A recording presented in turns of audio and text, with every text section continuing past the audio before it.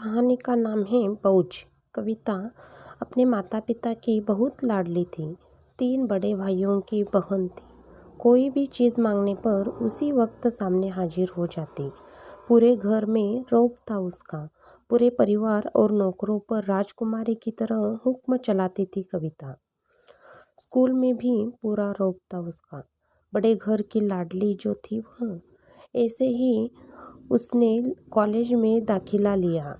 इसके ठाठबाज बड़ी गाड़ी में आना जाना, हर दिन नया फैशन देखकर हर कोई उससे दोस्ती करना चाहता था। थोड़ी ही दिनों में उसने बहुत से दोस्त बन गए। पूरे कॉलेज में उसकी अपनी ही एक पहचान थी। इन दिनों उसके घर एक रिश्ता आया। खानदानी लोग थे और पापा की पुरानी जान पहचान थी उसके साथ। कविता के साथ कोई ज़बरदस्ती नहीं थी, पर कविता ने फिर भी हाँ कर दी, क्योंकि वह अपने परिवार से बहुत प्यार करती थी।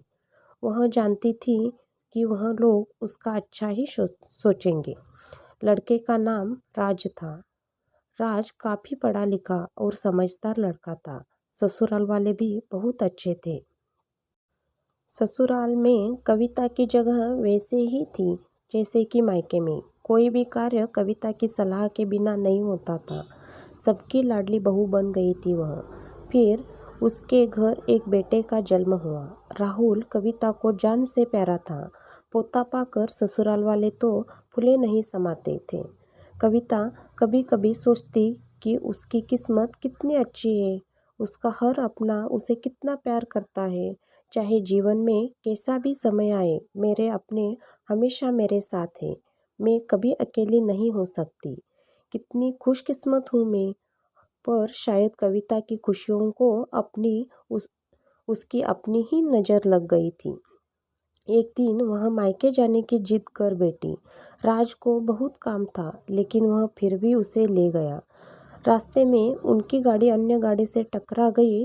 कविता, राज और राहुल बहुत बुरी तरह से जख्मी हो गए।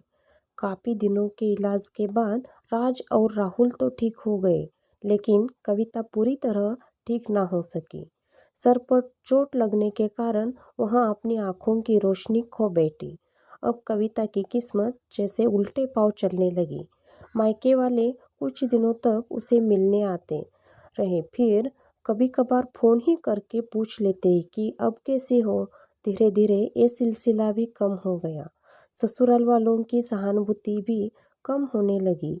घर में किसी को पास बैठने के लिए कहती तो जवाब मिलता, बहुत काम है, अब तुम भी हाथ नहीं बटा सकती। राज भी चिड़चिड़ा हो गया था। बस राहुल ही था उसके साथ, जिसके साथ हंसते खेलते उसका वक्त गुजारता। एक दिन कविता के हाथ से कुछ सामान गिर गया, जिसकी वजह से राहुल को हल्की सी चोट लग गई। कविता के सास ससुर ने राहुल को उससे अलग कर दिया कि कहीं उसके ना देखने की वजह से बच्चे का कोई नुकसान ना हो जाए। कविता अंदर से टूट चुकी थी। एक दिन उसने सबके सामने मायके जाने की इच्छा रखी तो राज उसे तुरंत मायके छोड़ आया, जैसे कि वह भी यही चाहता था। लेकिन राहुल को उसके साथ नहीं भेजा गया। कविता कभी राहुल से दूर नहीं रही थी, पर अपनी कमी के कारण उसने ज़्यादा बहस नहीं की। कविता को लगा कि वह 3-4 दिन वहाँ रहेगी तो थोड़ा हवा पानी बदल जाएगा, क्योंकि वह कितने दिनों से कहीं भी बाहर नहीं गई थी। घर वाले भी इतने दिनों बाद उसे देखकर कितने खुश होंगे। कविता के घर पहुंचने पर सब लोग बहुत खुश हुए। खाने में सब कुछ कविता की पसंद का ही बना था। उसने अपने मम्मी पापा और भाई भाभीयों से दिल खोलकर बातें की। उनके छोटे छोटे बच्चे भी बुआ के साथ घुल मिल गए थे। रात को सोने के वक्त जब वह कपड़े बदलने लगी तो उसे पता चला कि उसका बैग तो बहुत भरा हुआ था। वह सब समझ गई। वह बहुत उदास हो गई। कुछ दिनों तक तो सब ठीक रहा, फिर जैसे सब बदलने लगा। सबका व्यवहार बदल रहा था। वह लोग जैसे थक चुके थे उससे। सब लोग घुमा फिरा कर पूछने लगे कि राज कब आ रहा है। उसे ले जाने।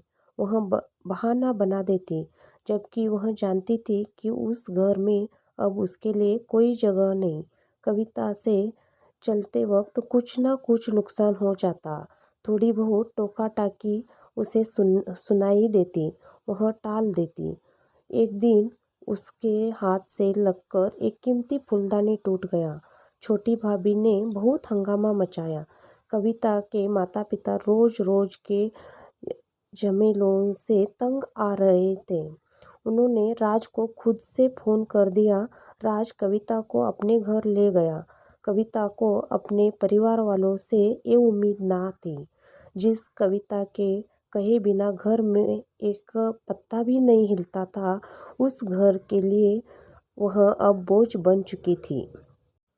राज के साथ ससुराल आते वक्त वह बहुत खुश थी, क्योंकि वह अपने घर जा रही थी, अपने जिगर के टुकड़े राहुल के पास। तुरंत यह खुशी भी कुछ पल की ही थी। सारा बंदोबस्त पहले ही किया हुआ था। कविता को सीधे ऊपर वाले कमरे में पहुंचा दिया गया। राहुल से दूर रहने की सख्त चेतावनी दी गई। एक काम वाली लता को उसकी जिम्मेदारी सौंपी गई, जो उसके खाने पहनने और ज़रूरतों का ध्यान रखती। कविता ज़्यादातर चुप ही रहती, कभी कभी काम वाली लता से थोड़ा बतिया लेती। उसके जरिए राहुल का पता चल जाता। सबकी लाडली बेटी और बहू सबके लिए लाडली से बोझ बन चुकी थी। आपको कहानी कैसे लगी? ज़रूर कमेंट करके बताइएगा और चैनल को सब्सक्राइब कीजिए।